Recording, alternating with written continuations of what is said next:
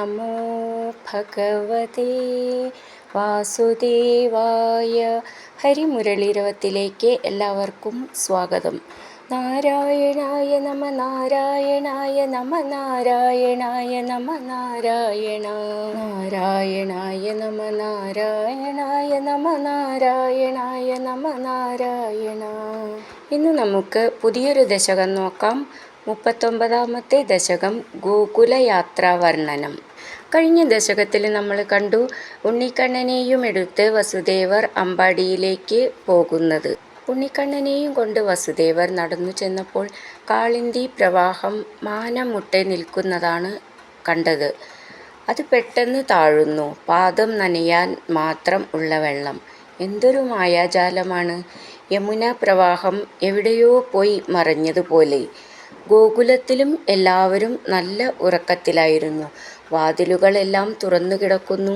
അവിടെ യശോദയുടെ മകളായി പിറന്ന മായാരൂപിണി ചെറിയ പെൺകുട്ടിയുടെ രൂപത്തിൽ അവിടെ കിടന്ന് മൃദുവായി കരയുന്നു. പക്ഷെ ആരും ഒന്നും അറിയുന്നില്ല. വസുദേവർ ഉണ്ണിക്കണ്ണനെ അവിടെ കിടത്തി. മായാദേവിയെ എടുത്ത് തിരിച്ചു പോരാൻ ഒരു പ്രയാസവും ഉണ്ടായില്ല. വസുദേവർ വളരെ വേഗം തിരിച്ചെത്തി. ആ കുഞ്ഞിനെ ദേവകിയുടെ അടുത്ത് കിടത്തി. മായാഭഗവതിയായ ആ കൊച്ചു പെൺകുട്ടിയുടെ കരച്ചിൽ കേട്ട് ഉണർന്ന കംസഭടന്മാർ ഓടിച്ചെന്ന് ഭോജരാജാവായ കംസനോട് ദേവകി പ്രസവിച്ച വിവരം പറയുന്നു. കേട്ട ഉടനെ തന്നെ കംസൻ ഭയന്നു വിറച്ചു. തലമുടിക്കെട്ടഴിഞ്ഞു അസന്തുഷ്ടനായി ഓടിയെത്തിയപ്പോൾ അശരീരിവാക്യത്തിന് വിപരീതമായി ദേവകിയുടെ കയ്യിൽ പെൺകുഞ്ഞിനെ കാണുന്നു. കംസൻ ഓർത്തു, ഈ കന്യക കപടശാലിയായ ഭഗവാന്റെ മായാജാലം തന്നെയാണ്. കംസൻ പെട്ടെന്ന് ദേവകിയുടെ കയ്യിൽ നിന്നും കുഞ്ഞിനെ പറിച്ചു വാങ്ങി നിലത്തടിക്കാൻ നോക്കിയതും ആ പെൺകുട്ടി കംസന്റെ കയ്യിൽ നിന്നും വഴുതി തെറിച്ച് മേലോട്ടുയർന്ന് രൂപം മാറി 8 കൈകളും അതിലെല്ലാം മാരകായുധങ്ങളുമായി ആ ദേവി ആകാശത്തിൽ പ്രകാശിച്ചു നിന്നു. എന്നിട്ട് ഇപ്രകാരം പറഞ്ഞു: ദുഷ്ടനായ കംസ, എന്നെ കൊന്നിട്ട് നിനക്ക് എന്ത് കിട്ടാൻ? നിന്റെ അന്തകൻ ഭൂമിയിലൊരിടത്ത് ജനിച്ചിട്ടുണ്ട്. നിനക്ക് ഹിതമായിട്ടുള്ളത് ചിന്തിക്കുക. ഇപ്രകാരം അരുളി ചെയ്തിട്ട് ദേവസമൂഹത്താൽ സ്തുതിക്കപ്പെട്ടവളായ ദേവി ദിവ്യധാമത്തിലേക്കും ഭൂലോകത്തിലേക്കും രണ്ടായി പിരിഞ്ഞുപോയി. കംസൻ ആകെ പരിഭ്രാന്തനായി. ദേവി പറഞ്ഞ വാക്യം പ്രലംബൻ, ഭഗൻ, പൂതന തുടങ്ങിയവരെ ധരിപ്പിച്ചു.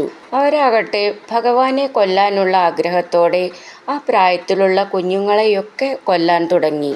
അവിടെ ഗോകുലത്തിൽ യശോദയുടെ പ്രസവശയ്യയിൽ കിടന്നിരുന്ന ശ്രീകൃഷ്ണന്റെ കരച്ചിൽ കേട്ടുണർന്ന നന്ദഗോപന്റെ ഗൃഹത്തിലെ സ്ത്രീകൾ, അവർ നന്ദഗോപർക്ക് പുത്രൻ ജനിച്ച വിവരം ഗോകുലവാസികളെ അറിയിച്ചു. അവർ ആനന്ദനൃത്തം ചെയ്യാൻ തുടങ്ങി.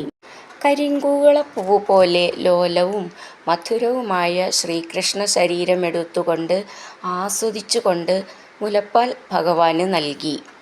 ആ മനോഹരമായ ശരീരം തടവി സുഖലഹരിയിൽ മുങ്ങി.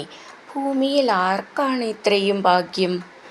ഭഗവാന്റെ അവതാര സന്ദർഭത്തിൽ ആനന്ദപരവശനായ നന്ദഗോപർ പുത്രന്റെ ആരോഗ്യത്തിനും നന്മയ്ക്കും വേണ്ടി ദാനധർമ്മങ്ങൾ നൽകി. ഗോകുലത്തെ മുഴുവൻ അവതാരം കൊണ്ട് ആനന്ദപരവശരാക്കിയ ഭഗവാനെ, എൻ്റെ അസുഖം മാറ്റി തരണേ എന്ന് പ്രാർത്ഥിച്ചുകൊണ്ട് ഭട്ടതിരിപ്പാട് ഈ ദശകം ഇവിടെ അവസാനിപ്പിക്കുന്നു. നമുക്ക് ഈ ദശകത്തിലെ 1ഉം 2ഉം ശ്ലോകങ്ങൾ നോക്കാം. ശ്രീമന്നാരായണീയം ദശകം 39 ഗോകുലയാത്രാ വർണ്ണനം. ശ്ലോകം 1. ഭവന്തമയമുദ്വഹൻ യദുകുലോദ്വഹോ നിസ്സരൻ ദദർശ ഗഗനോചലജ്ജലഭരാം കളിന്ദാത്മജാം അഹോ സലില സഞ്ജയഃ സ പുനരൈന്ദ്രജാലോദിതോ ജലൗഖ ഇവ തത്ക്ഷണാത് പ്രപതമേയതാമായയൗ. ഈ ശ്ലോകം എങ്ങനെ ചൊല്ലുമെന്ന് നോക്കാം.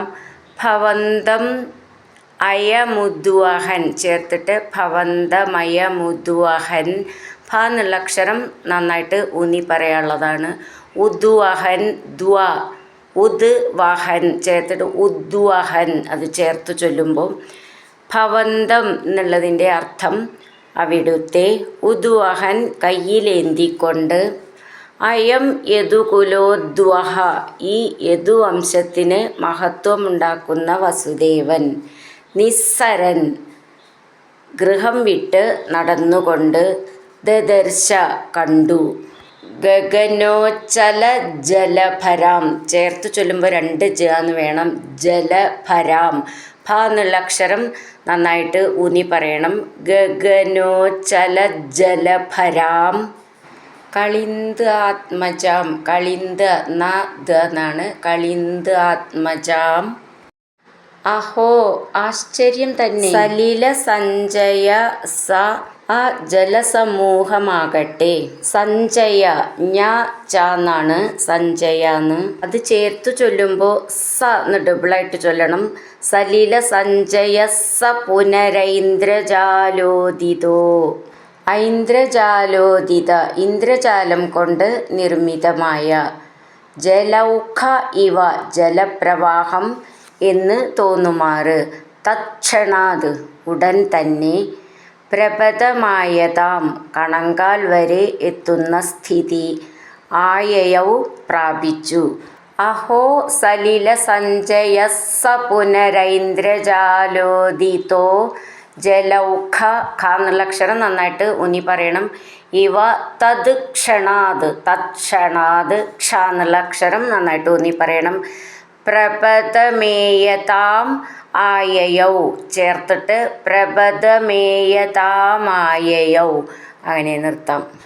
ഭവന്തമയമുദ്വഹൻ യദുകുലോദ്വഹോ നിസ്സരൻ, ദദർശ ഗഗനോജ്ജലജ്ജലഭരാം കളിന്ദാത്മജാം. അഹോ സലില സഞ്ജയ സ പുനരൈന്ദ്രജാലോദിതോ ജലൗഖ ഇവ തത്ക്ഷണാത് പ്രപദമേയതാമായയൗ.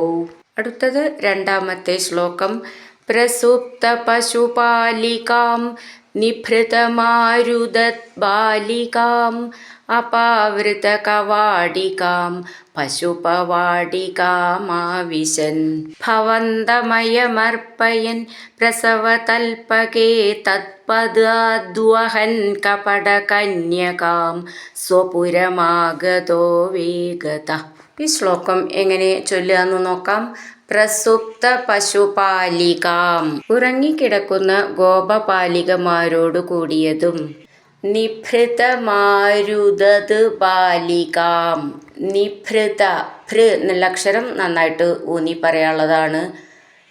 നിഭൃതമാരുതത് ബാലികാം ബ എന്നാണ്, ശ്രദ്ധിച്ചോളൂ. ബാലികാം അപാവൃത കവാടികാം. നിഭൃതമാരുതത് ബാലികാം പതുക്കെ കരയുന്ന പെൺകുട്ടിയോട് കൂടിയതും, അപാവൃത കവാടികാം തുറന്ന വാതിലുകളോടു കൂടിയതുമായ, പശുപവാടികാം ആവിശൻ ചേർത്തു ചൊല്ലുമ്പോൾ പശുപവാടികാമാവിശൻ, പശുപവാടികാം നന്ദഗോപഗൃഹം, ആവിശൻ പ്രവേശിച്ചിട്ട്, ഭവന്തം അയം അർപ്പയൻ ഭ എന്നുള്ള അക്ഷരം നന്നായിട്ട് ഊന്നി പറയണം.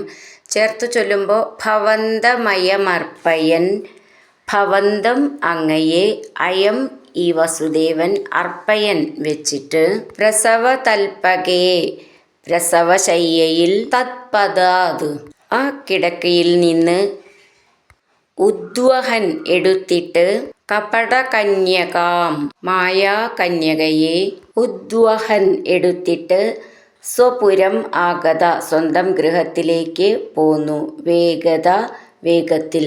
അവിടെ ലാസ്റ്റിൽ വിസർഗമുണ്ട്, അപ്പോൾ വിസർഗം ചൊല്ലണം. പ്രസുപ്ത പശുപാലികാം നിഭൃതമാരുതത് ബാലികാം അപാവൃത കവാടികാം പശുപവാടികാമാവിശൻ, ഭവന്തമയമർപ്പയൻ പ്രസവതൽപകേ തത്പദാദ്വഹൻ കപടകന്യകാം സ്വപുരമാഗതോ വേഗത. ഹരിനാരായണ ഗോവിന്ദ, ജയ നാരായണ ഗോവിന്ദ, ഹരിനാരായണ ജയ നാരായണ ഗോവിന്ദ ഗോവിന്ദ ഗോവിന്ദ.